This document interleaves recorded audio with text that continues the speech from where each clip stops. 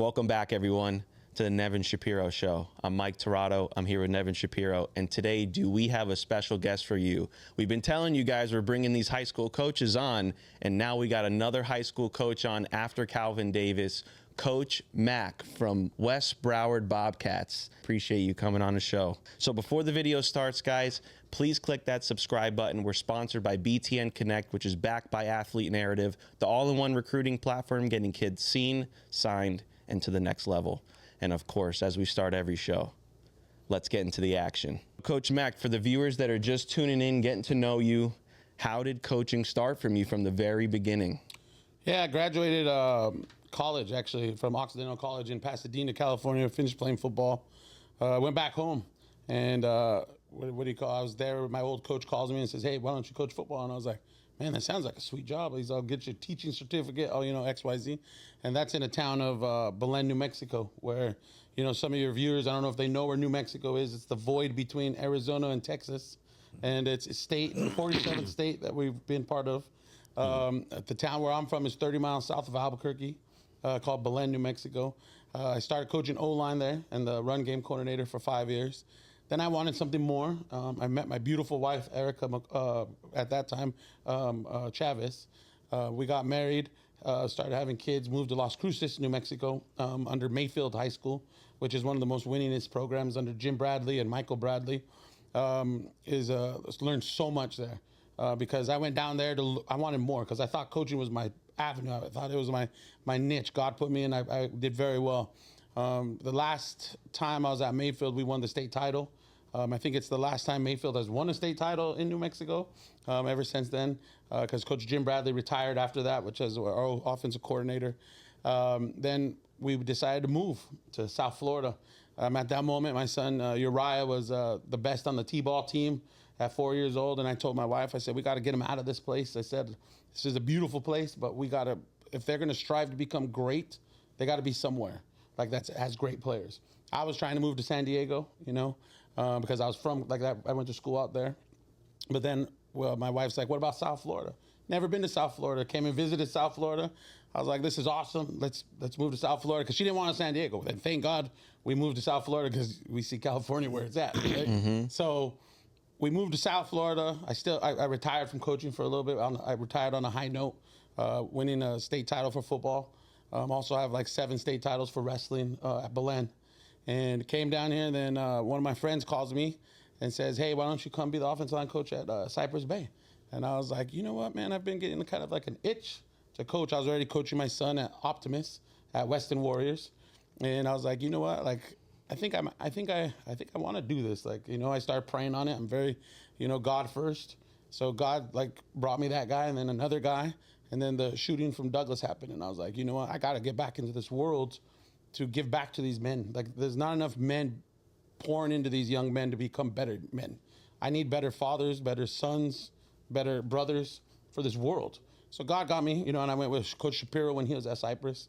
Great year, great first year, dipping back into South Florida. Didn't know anything about how crazy South Florida football is. I knew they were great. They were good football players. Then I went with Coach Rakovich. I met a good friend of mine, Coach Rakovich at Western. Great coach over there. Learned from him that year. Had a great year with James Williams was on our team. Justin Hodges, Websley from he's at FIU now. Incredible kids. We had a great season. Lost to the playoffs to Parrish, running counter trap on us all day long that year.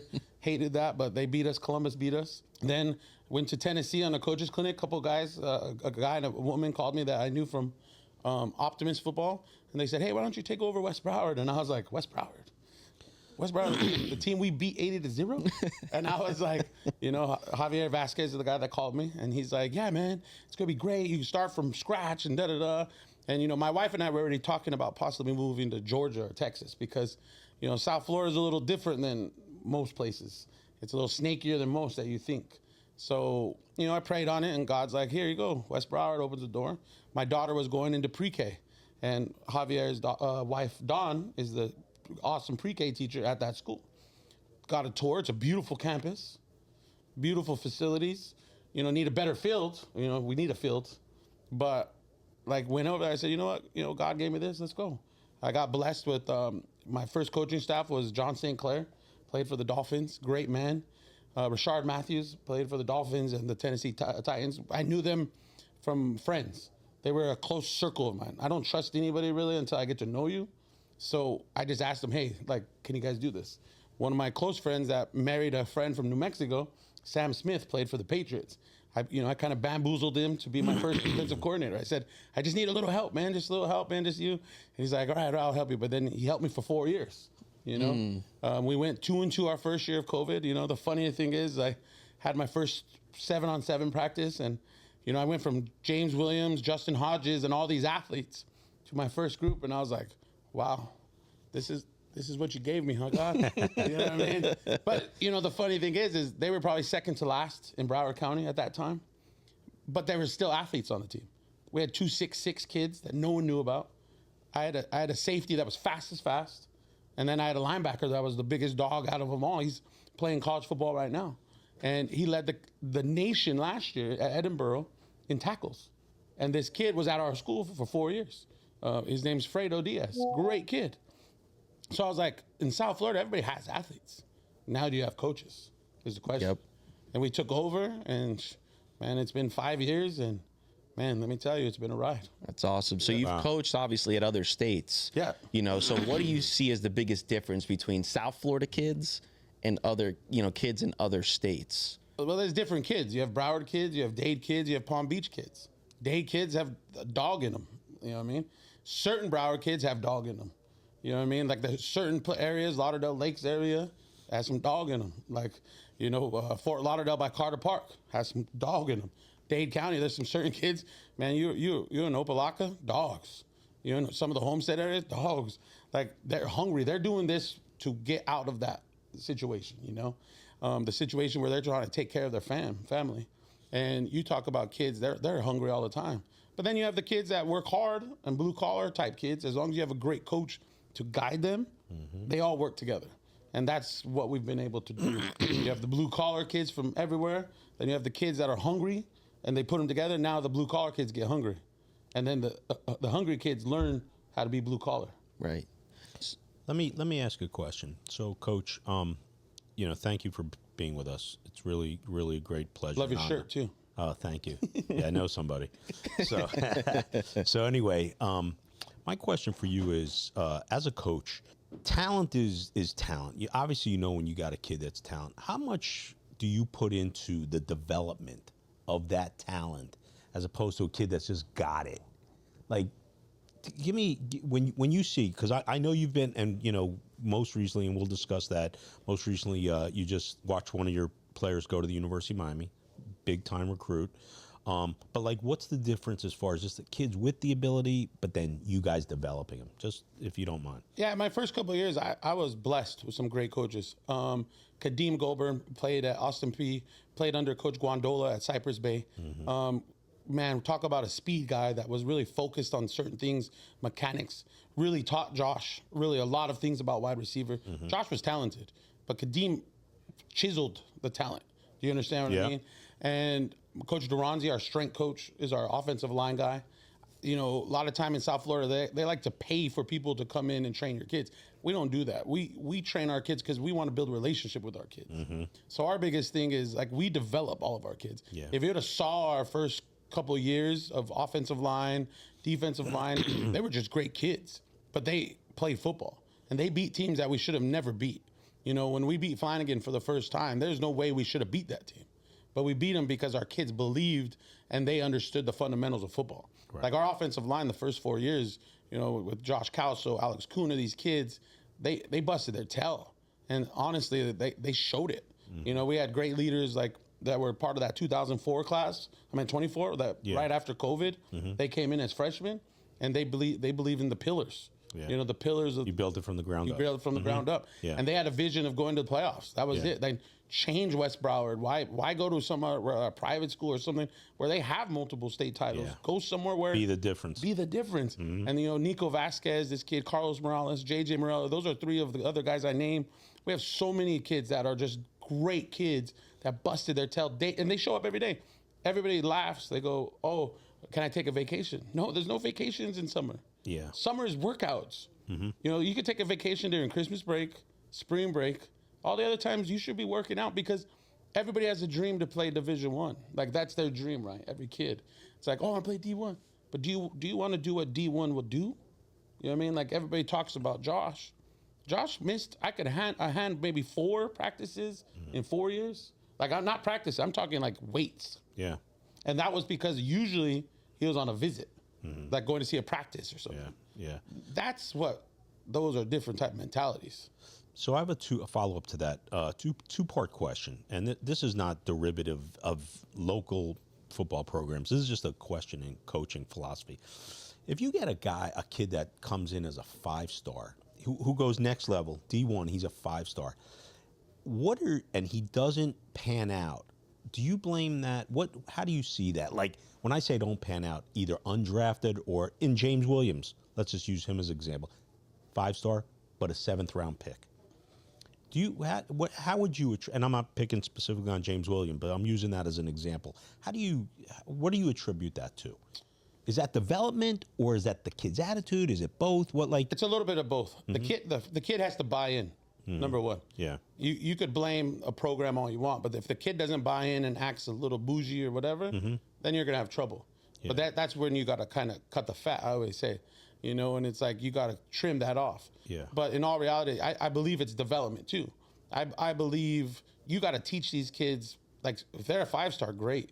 But guess what? You show up freshman year, you're nothing. You're whatever. You're Brian McCartney. Scratch. I'm a 5-star. I go in.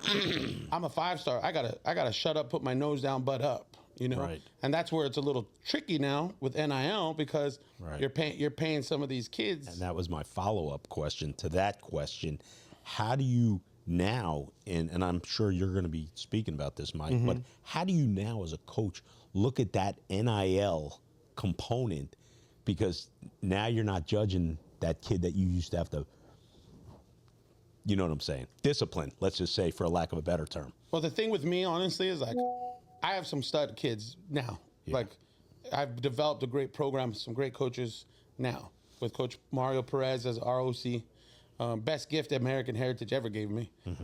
Kendall Charles as our DC. But we still have the same philosophy.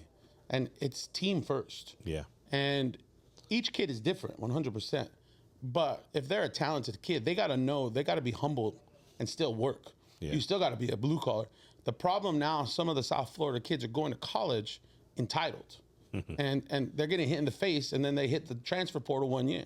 Yeah. Coaches don't want you to hit a transfer portal 1 year. You want adversity. They want adversity. You want to eat, I always say you want to eat shit a little bit. Yeah. You want to embrace the suck. Yeah. David Goggins says speak how you want, man. Yeah, it's like, embrace the suck. And, that's the one thing we install from day one. Like, it doesn't matter if you're a 5-star. Yeah. Doesn't matter if you're the best player. You're the cookie cutter. This is what it is, man. This is what it is. And, I'm blessed because, my son Uriah McCartney, who's been with us for 4 years, was led by Nico and Carlos and those guys. Yeah. And have bred this into these kids. And it's one way. It's the Bobcat way. It's not, it's not Nev's way. It's not I'm your so Mike's glad way. you're saying this because this is for the most part, a University of Miami based show. Right. And so many times is the you back, is the you back, is the you back. And I continuously say, man, there was a model in place for years that made us so fucking dominant. And when that blueprint changes, success changed with it. Right. And that's for our fans of the school that we cheer for. That's what Coach Mack is referring to. Yeah. And you've improved every single year you've been a coach there. Starting at 2-2, you just went 9-4 last year. How hard has it been, and I know this personally from being at Monarch High School, how hard was it to win and improve with not having a home field advantage, not having a home field? How hard has that been? It's hard because every game we load a bus. Every game we have to set our itinerary to when we have to leave. We have to leave an hour before, 30 minutes before. Sometimes we don't even have a designated home field. I've been there now for over 55 games. And we've played everyone on the road. We've used Cypress Bay. Thank God they've let us use it. Flanagan High School, Everglades. We used Anson Park once or twice. My new principal, Ms. Bristol, has done a very good job to really try to bring us lights We're working on. She's resodding our whole field. She's going to try to put some lights up there with Broward County. Get us, some money. If you know anybody of your viewers, we'll name it whatever you want. You know what I mean? We'll put whatever name as long as it's appropriate. You guys are true road warriors. Yes, Yeah. we are. And that's what everybody says is like, how do you do it? What do you mean how? You just do it. You don't figure out the how. You just do it. That's it. And my kids have never thought any other way. Like, we've got blessed with Josh showed up in the summer. The family moved into Southwest Ranches. I knew Josh when we played him at Weston. We beat Tokosi, and the one touchdown we beat him by was when he was out. And I knew his dad from there, and a great family, incredible mom and dad. And when he walked in, I said, heck yeah, I could mold this kid. He played one JV game for us, went 150 yards, 2 interceptions. And I said, well, that's enough. And he was more talented than anybody I had on my roster, but he had to go earn it. You know what I mean? And I think that's what's gone from a lot of places is earning it. And now we still have it, and everybody's like, how do you do it? You have to put it on the kids. Like everyone has that. Everyone expects. Yes. It's just like it's a given. Yes. Like that's the sad part of South Florida football is like, oh, I'm this, I'm that. It doesn't matter. No one cares what star you are when you're in college. You got to go compete with the 0 star that's hungry, that's a PWO, that might be good. You don't know. You know what I mean? You got to go compete with the transfer portal kid that's from Miami and had a bad taste of somewhere. That's what a personnel guy does. Yes. You could. A number's a number. I don't put shit into those ratings. I just don't. Some of the, I guess I'll bring up an experience that I had with the UNC new coaching staff. Yeah. Coach Jones, great dude. Coaching the CFL for a long time. And he came down and he didn't ask me about stars, nothing. They just took a defensive end from Chaminade to play linebacker. I'm not Chaminade, from St. Thomas that runs a 40 and I want to say 4.4, comes off the edge. St. Thomas had him at D end. They like him at linebacker. Boom, picked him up to go for 2025. Fast. How do you get a 4.4 kid that's 6'2", all muscle, looks like a You got to be able to see. You got to be able to see like that a Ray stuff. Lewis coming. You hear the stories about Ray Lewis's motivational speeches. Dude, that kid had no offers going into one of his last games of the season. Miami saw him because they were recruiting someone else. That's what it is. And Cristobal and them are doing a good job recruiting. I believe they are. They picked Josh, so they must have done something right? And I think the no staff one's questioning their recruiting. And the staff is getting there. And I think the guys they have in that room with Malachi and Josh, I think is going to surprise a lot of people, man. I really believe it. I think they got a hellified receiving core, man. Yeah. I really do. They're just inexperienced. That's it. Yeah. That's it. But the thing is they're from Miami. They don't care about experience. They're going to be the dog of a dog. Put them against a DB. Give me a 3-star in South Florida over a 5-star anywhere. Yep. 100%. And let's get right into it about Josh Moore. I mean, I know the Josh name is floated around now, and maybe some of our viewers are like, who's this Josh kid? We're talking about Josh Moore, who came out of West Broward and was committed originally to Florida, flipped to Miami. It's your first Power 4 kid to go to a Power 4 school. What do you see him doing at the next level at Miami? Oh, I see him tearing it up, man. The kid's work ethic is second to none. When you have him being one of the strongest kids on your high school football team, power cleaning 275, deadlifting over 475. And I'm talking real deadlift, not like, everybody uses, what is that, the hex bar? No, we use real men deadlift. We don't hurt people's backs, none of that stuff. Our strength coach, Coach Duranzi, makes sure of that. Then he's just a hardworking kid, man. He works on the extra days. Coach Mario Cristobal called me. He's like, dude, the first week he was here, he was with Luke Nickel and Malachi Tony late at night catching the ball with the quarterback, the new quarterback throwing, the new quarterback Luke Nickel. And I was like, I don't expect anything else. Our other early enrollees was Kelvin Reyes and Zaid Pierre. One went to Eastern Michigan, one went to FIU. And all three of them get phone calls from the coaches like their work ethic's different. That's what I want to be known for. I want my kids to be different, not because of their talent. I want them to be different because what type of man they are. You know what I mean? Like, that's what my real goal is. Like I tell you, is, God gave me a gift with these kids. I get 4 years with them, or 2 years, or 1 year. I need to make a difference in their life. 100%. This is who you want to send your kid to play for, someone like this.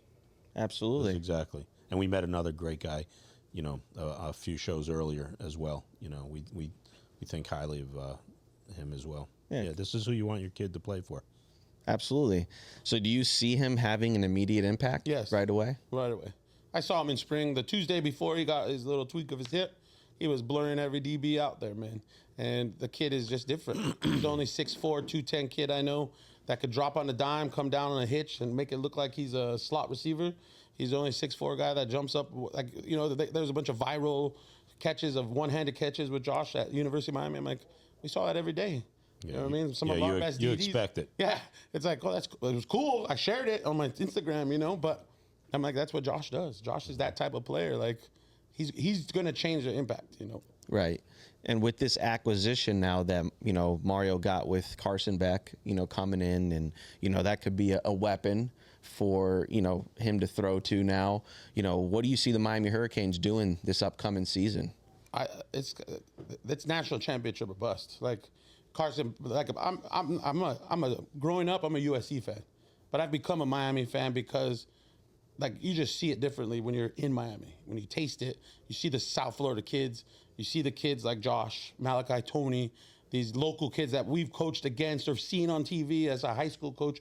You root for those kids. It's in your blood now. Now it's in my blood. And it's like Carson Beck, like I've heard, you know, mixed reviews about Carson. He's lost, 2 or 3 games his whole life. He was a state champ at Mandarin. Like, guys, he's a winner. Yeah. Shannon Dotson, the OC from Miami, he loves to throw the ball. Are you kidding? Like, wait, come on, man. You have Josh, Malachi, CJ Daniels. CJ, yeah. I see no issues with that offense. Yeah, JoJo Trader. Come on, bro. Like, these guys are going to go lights out. We have 3 of the best running backs in the game. Jordan Lyle, Mark Fletcher.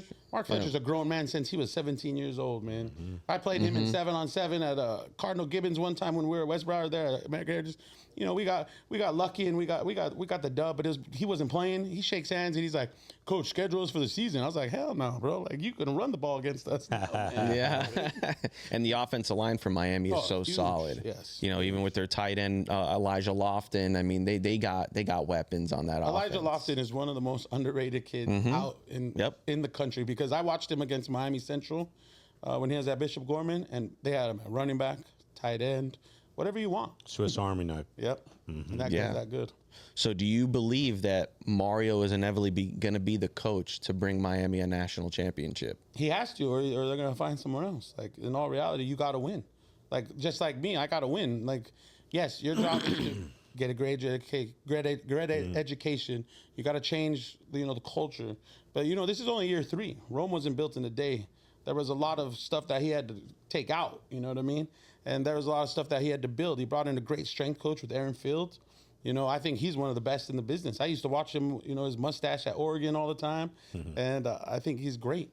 I think the recruiting class this last year and this next with JoJo and Malachi and Josh and the defensive players he brought in with Ruben Bain and some of these dudes. Dude, listen, Jason Taylor has those defensive line.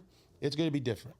At spring practice, when there was mistakes, that defensive line was doing. We call it extra conditioning, but we use a different term, but they were doing extra work, getting better. And Jason Taylor is like a Hall of Famer. It's like, why wouldn't you have that? Like, yeah. And they're out there hungry, that D line. Yeah, we get a lot of feedback because the people think I hate on Mario and this and that, and that's not the case at all. What it is we just have very high expectations. Right. You know what I mean? Like, especially now in the NIL world, man. Listen, if you're going to spend the resources and you're going to do this and that, you really have no excuses. Just win, and I'll shut the fuck up. Like, 100%. I just will. That's what every fan should want. And nothing was different when it was Jimmy Johnson or Howard Schnellenberger or Dennis Erickson or Larry Coker or Butch. This is what it is. We've become so accustomed to mediocrity and choking off bullshit games against teams that we should dismantle.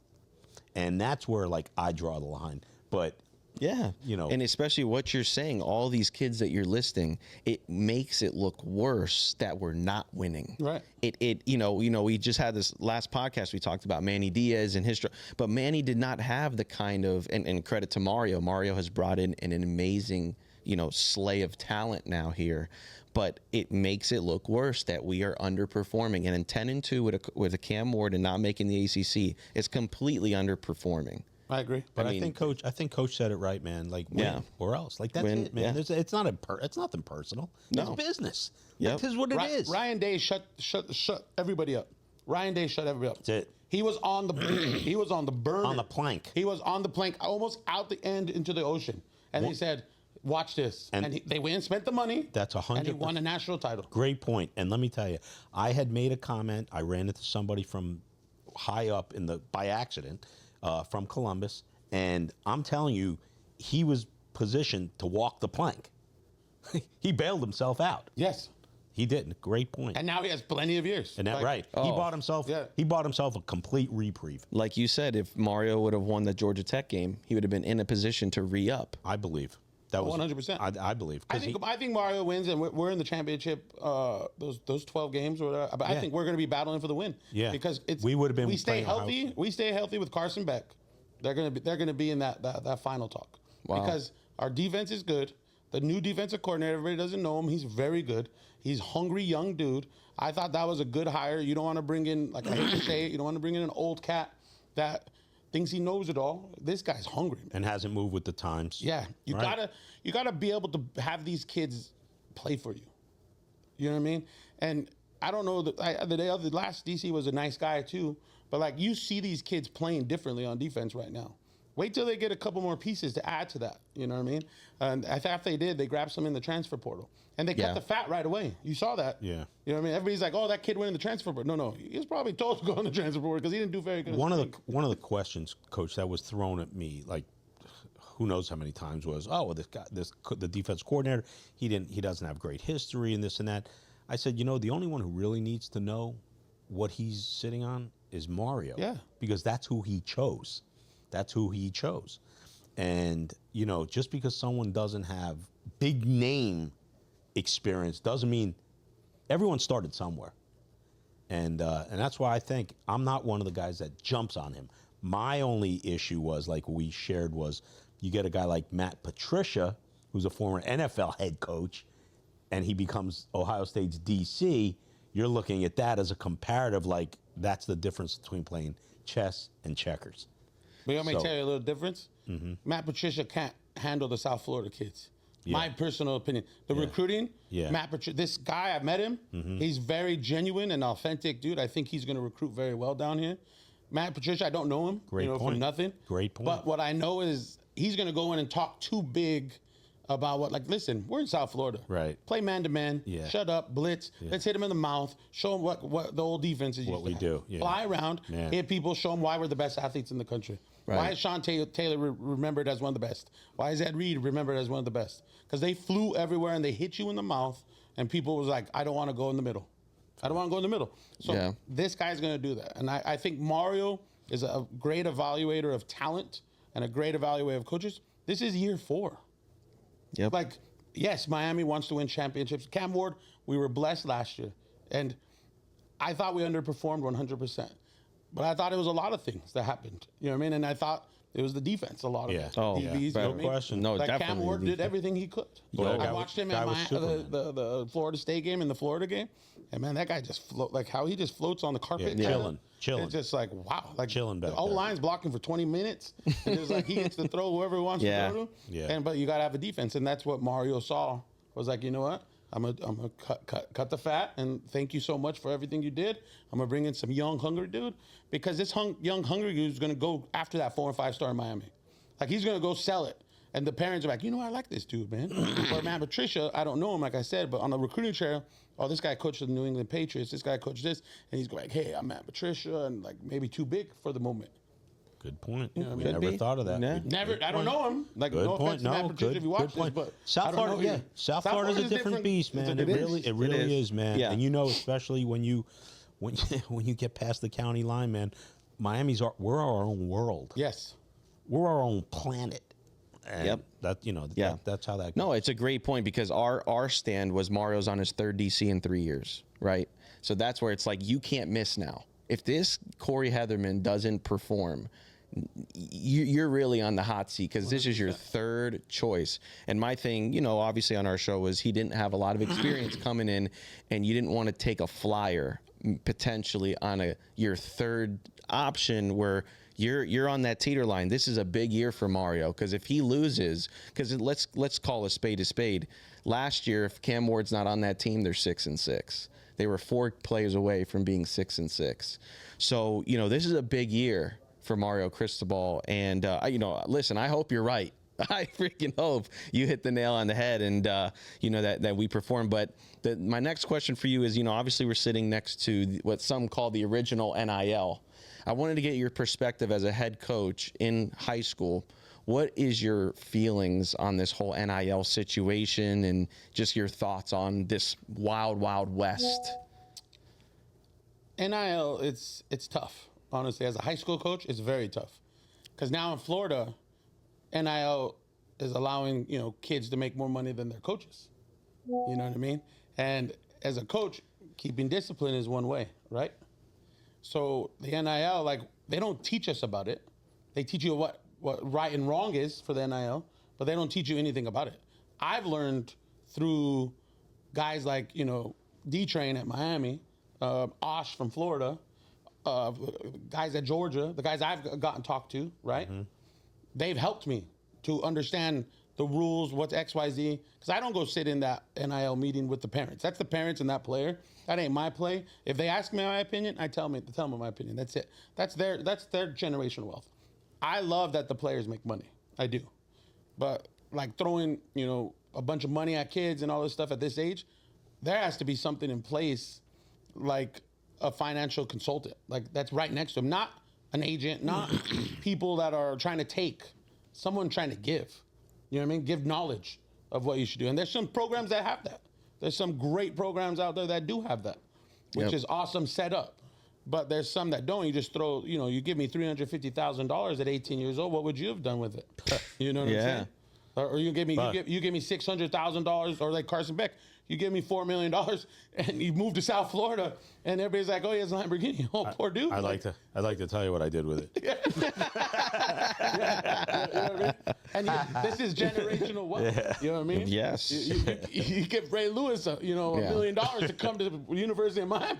Well, it might be a different ballgame. Ray Lewis had to show up with what he showed up with. Man. I know. Yeah. And it's taking away from the passion. It's taking away from that grit, that grind. I mean, we were a monitor. I mean, we used to die on that field. Oh yeah. With Coach Davis, and I mean, it was. And Coach the Davis still runs it like that. Yeah, and the rules have really changed. I mean, playing with guys like Calvin Ridley and Jerry Jeudy. I mean, our practices were brutal, and JV was even worse. We got brought up through that mud. And, I'm going to wrap up with these last couple of questions. What I see as the biggest disparity right now in this whole landscape, if you look at high school, college, NFL, coaches, players all get paid, but not the high school coaches, right? So everybody's getting paid now, but the high school coaches. I wanted to get your perspective on that and what's your feelings on, how maybe that can change. Well, it's horrible. Like the town where I'm from, I'm a town of 6,000 people, Belen, New Mexico. The high school coach makes $13,000. Broward County high school coaches, these are stipends. The Broward County high school coach makes so bad $3,000. Dade County is probably the same, like $3,000 less, $3,000 or $2,000. Horrible. It's a joke where you're supposed to treat these kids, educate these kids to become young men. Number one. Number two, make sure they get recruited because every mom and dad want their kid recruited. Number three, make sure they're not getting in trouble. Make sure they stay straight, especially the guys that are getting NIL. Make sure they're not getting too big for the moment. So, but for $3,000, where I gotta go tell my wife, like, oh, I might have to get a summer job so I can make sure I could live in the same house I live in. You know what I mean? I have 4 kids. I love my kids. I have a 19-year-old, a 17-year-old, a 16-year-old, and my princess 9-year-old, my girl. I have 3 boys and a baby girl. My boys know the work ethic. You know what I mean? And that's what it's like. It's crazy to me. Like, how do you expect all these coaches? Private schools don't get paid that.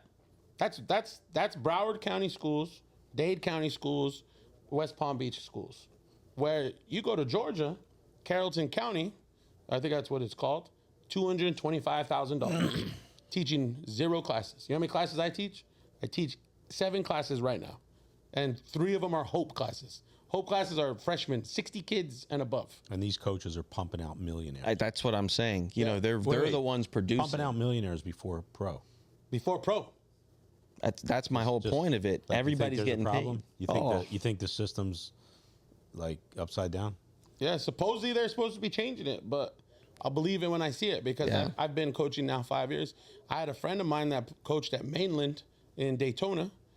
He left to Camden County, and he makes, in 6 figures. I don't know exactly, but I know he makes 6 figures. Yeah. He teaches one class, which is strength and conditioning of his football class, and the rest of the day is free. So he could help his 150, 200 kids get recruited. Because listen, every kid could be recruited. If you want to play football, you could be. You wanted to play football, I could find a place for you to play football. Division 1, 2, 3. You know what I mean? Like, I've got kids. We've been blessed. We have like 17 kids, I think, in college, other than our 3 Division 1 kids this last year. But they wanted to play college. I found a place. Like Westminster in Pennsylvania takes like 3 or 4 of my kids. I have a kid at Heidelberg, Jaden Samuels, just played football spring of his junior year, was a big baseball player. Coach, I want to play college football. All right, let's do it. Do you have the work ethic? Do you have this? Yeah. Now he's in Heidelberg, Ohio, like the university in Ohio. And the Orange County group or whatever, the Orange County, it's a committee, I guess. They run a great D2, D3 program where in February, they'll bring like 45, 50 coaches down here to watch South Florida kids from Dade and Broward. St. Thomas University hosts it. Listen, Mount Union comes down, which is Division 3 champ. Like all these guys, and you could find academic money for these kids. So I don't have a COVID exemption, but I have an incarceration exemption. Yeah. Can you get me an extra year? Can you get me an extra year? Yeah. we're gonna probably have to go NAI. Listen, man, I don't care. I'll go anywhere, man. NBA, WNBA, man, I don't care where. You know, it's almost like they're penalizing high school coaches to coach South Florida kids. If you want the talent, if you want to coach South Florida kids, you got to work for shit. Yes. You know what I mean? It's like living down here. If you want to live down here, you got to pay. Coaches are worse. Yeah.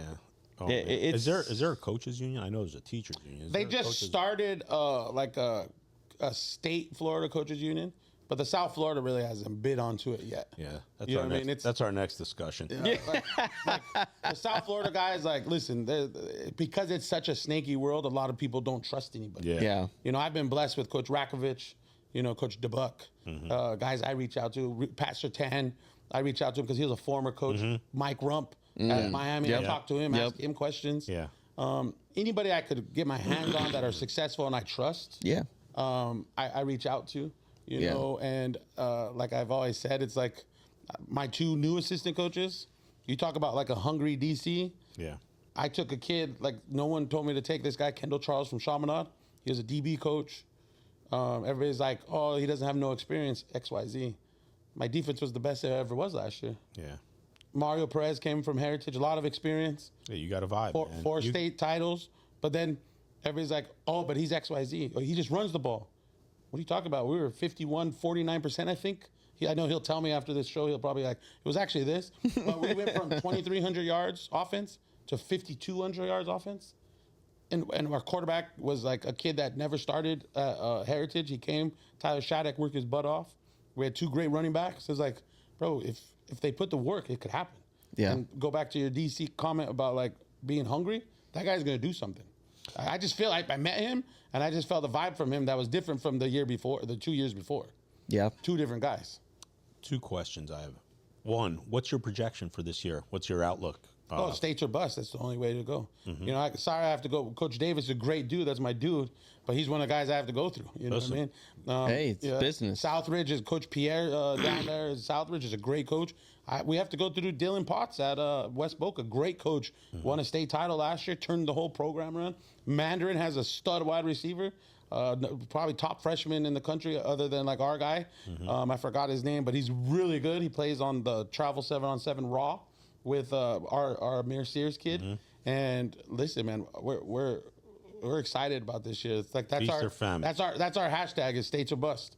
And every one of our kids talk about it. Why would you not coach and win state? Like, I don't understand it. Like, you coaching just to be mediocrity? Hey, I just want to win some games. What are you talking about, bro? So future studs.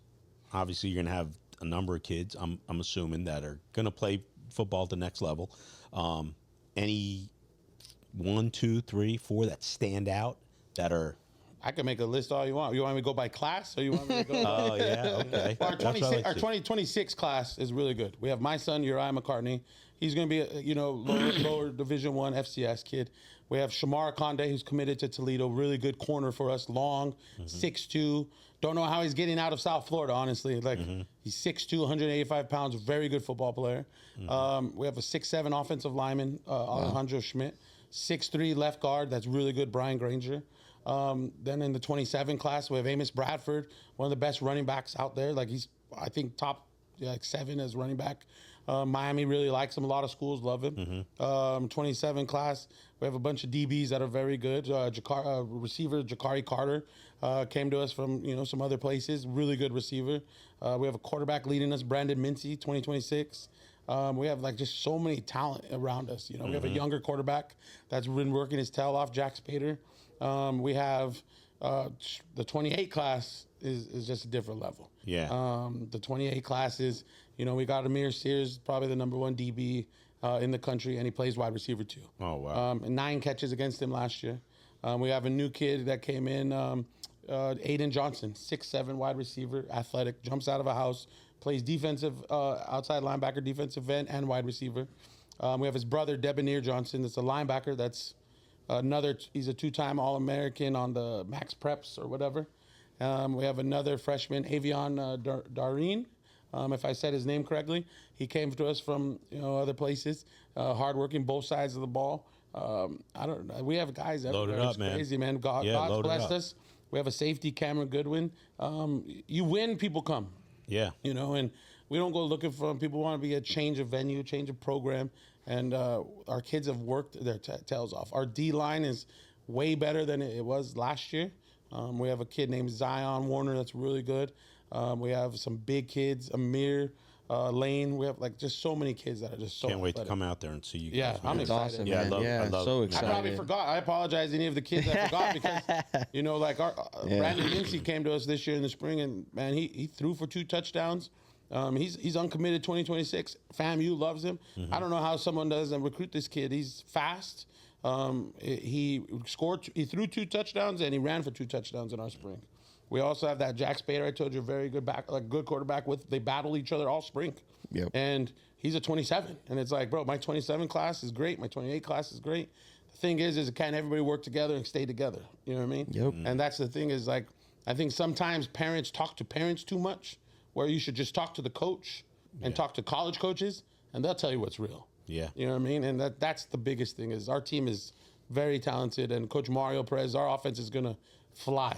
I love and it. our defense, Coach Kendall, and we added, Coach, we call him Coach L. He played for the Ravens, Coach Ederby, Darrell Ederby. I pronounced it wrong. Sorry, Coach L. I just call him Coach L so much, but he played for the Ravens. He's a linebacker coach.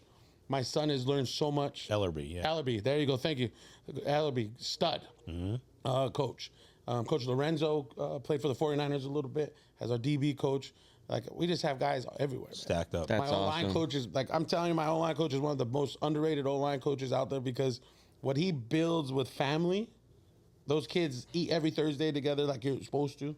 Pregame meals, no one does that anymore. I love that. Yeah. That where I come from, that's always normal. And I'm what do you mean no one does that? And I didn't even know that until you week keep 7. it old school, man. You keep it old Culture. Yeah. Culture. You got to be old school, discipline, and family. Faith, family, football. But then you also got to be able to build the relationships. New school, NIL. You got to let the kids be kids. Have a little bit of fun. You got to roll with the changes. You got to roll. If you don't roll with the changes, you're gonna get ran over. Yeah. no So I doubt. got a final question for you, Coach Mack, because this has been awesome. We could sit here for 6 hours and talk about this. If you had an opportunity at the next level, would you take that opportunity? It's a no-brainer, of course. Okay. You know what I mean? My wife and I, I always pray on everything before I do anything. Right. But I'd pray on it to make sure it's the right situation for myself, my wife, my kids. But it's a no-brainer because that's why you do this stuff, is to grow. If you're not trying to grow, I don't know what you're really trying to do in life. And, God's blessed us with a lot of great opportunities, great people we've been in contact with. And, I know it's coming. It's just, with that $3,000 pay, it's kind of like, man, when is it going to come? Yeah, you know what I mean? I hear that. Yeah. But I have a great administration at West Broward right now. Mr. P, Miss Bristol she's brand new principal for us. And let me tell you, she's taken the bull by the horns, and she's really taken initiative. West Broward's been there 17 years, and there's always a talk about a stadium, but there's no initiative. It's like always a meeting after a meeting after a meeting. I'm over meetings, man. Let's get movement. Success breeds. Yes. Success breeds. And that we situation. sat down with her like that, boom, like that. West Broward, everybody's like, oh, where's West Broward? It's right by, 27 and Pines. Our baseball team was in the regional final this year. They'll win state next year. They're gonna beat Douglas next year. Watch. Our softball team was in regionals finals last year. Like, your goal is to always have your whole school win. Yep. That's what I love about Columbus. St. Thomas, like the St. Thomas baseball team won. Those guys, George Smith changed the whole perspective of what life should really be. Like, if you're at school, why wouldn't your kids want to win? Like, why would you want to join a team that sucks? Like, I wouldn't. Like, I wouldn't want my kids to be part of something that sucks. Right, exactly. Yeah. And hey, remember, Canes is a national championship or bust, bro. That's it. Yeah, listen, you're I love That's the new hashtag. They should change Listen, it. man, that's how we feel. That's how we feel. We get a lot of commentary on like we're haters. It's not hate. We just have big expectations because he's younger. I'm not used to them ever losing. Like one loss in 4 or 5 years was devastating to my system. Well, talk to the old dogs, man. The Clint Portises, the Willis McGahees. Man. Reggie Wayne, I know from coaching his son in Optimist, and he's on my team now.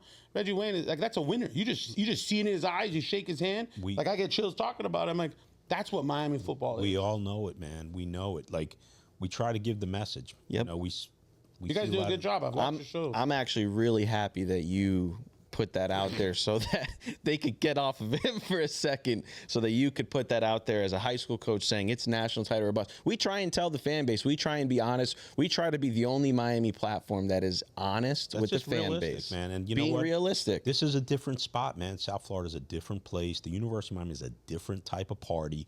It's a different cult. It's a different DNA. It's just not the same. It's just not the same as the other places out there.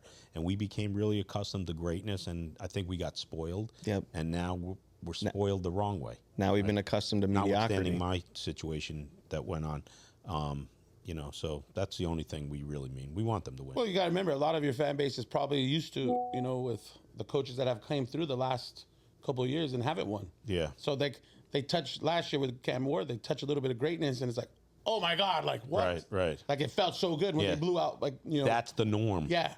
And it's like year 3, give them time. Year 4, watch. It's like Cristobal's going to do it. You know what I mean? Or he's not, right? I think he is. I think with the staff that he has on board, I think he got the high school coach from Central over there. He got some good dudes for South Florida. That breed, Rump is always there. Like, that's my dude. Rump, that's a guy, bro. Let me tell you. We'll have a whole show on just Rump. Great dude. But the coach is there. KB's there with the receiver. KB pours in those kids, and he wants them like his own kids. And that's what you need here.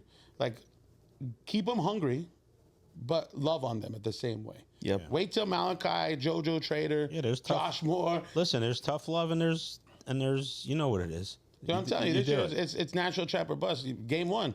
Notre Dame's going to come here, and Notre Dame's going to run into the Miami that everybody's been talking good or bad about. And you're either going to be pissed off and hit someone in the mouth, or you're not. And hey, listen, I love the Notre Dame coaches. Marcus Freeman, great coach. But you come into South Florida, and Corner Canyon's coming down to us, week 1, number 15 team in the country. It's a lot different playing in South Florida than Utah. Facts. Absolutely. Facts. So, Coach, man, again, thank you so much for coming on. Thank you guys for inviting me. Absolutely. Awesome. Such a great episode. Guys, before you leave, please click that subscribe button. We're dropping videos like this. If you're not subscribed by now, I don't know what you're doing. So, of course, as we end every show, we'll catch you on the next one.